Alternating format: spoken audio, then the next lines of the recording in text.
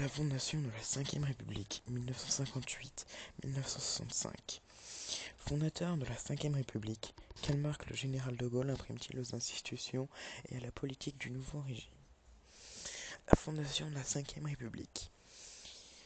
Dans le contexte troublé de la crise du 13 mai 1958, et en l'absence de majorité parlementaire solide, l'opinion publique semble favorable à un retour au pouvoir du général de Gaulle. Par sa personnalité et son autorité, il apparaît seul capable de résoudre cette crise. Le 1er juin 1958, l'Assemblée nationale nomme de Gaulle président du Conseil et lui octroie les pleins pouvoirs constituants.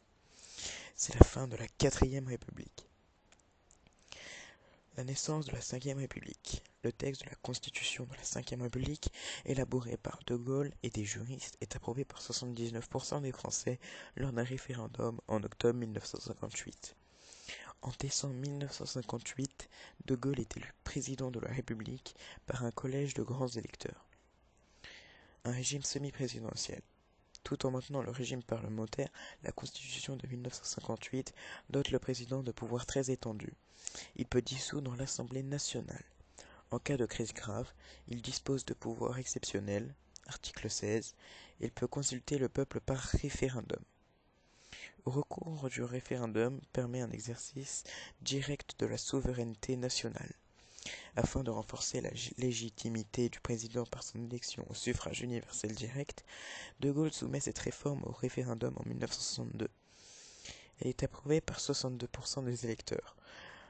Par des messages télévisés, des conférences de presse, de Gaulle explique et justifie sa politique.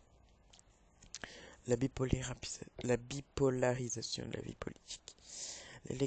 L'élection des députés au scrutin uninominal majoritaire à deux tours favorise les grands partis politiques. La vie politique est alors dominée par deux grandes tendances, la droite et la gauche. L'opposition est désunie, par les partis gaullistes disposent d'une majorité et de gouvernements stables. Une France puissante et indépendante. L'essor économique est important, croissance de 5% par an. La France s'équipe de centrales nucléaires et développe les réseaux de transport. Afin de réduire les déséquilibres régionaux, la délégation à l'aménagement du territoire et à l'action régionale, DATAR, est fondée en 1963. Un franc fort est créé avec le nouveau franc en 1959. Le niveau de vie augmente et la population entre dans l'ère de la société de consommation. Mais des inégalités demeurent corrigées partiellement par la politique sociale. Le relèvement du salaire minimum interprofessionnel garanti, SMIG, et la scolarité obligatoire jusqu'à 16 ans, en 1959. De Gaulle souhaite une France forte, affranchie du monde bipolaire et de son influence des États-Unis sur l'Occident. Gage de son indépendance stratégique, la France se dote en 1960 de la bombe atomique. Elle retire ses troupes de l'OTAN, mais reste membre de l'Alliance Atlantique. De Gaulle pratique une politique d'accords bilatéraux et approfondit le dialogue avec la RFA, nouée dès 1962. Il se rapproche de l'URSS et reconnaît la Chine en 1964. De Gaulle souhaite une Europe des nations et refuse une Europe supranationale qui soumettrait la France aux institutions européennes.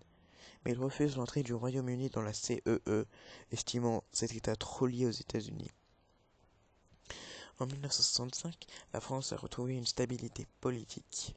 Elle s'est dotée de solides institutions au pouvoir présidentiel, renforcée, a mis en place d'importants moyens de développement économique et acquis une place de premier plan dans le monde.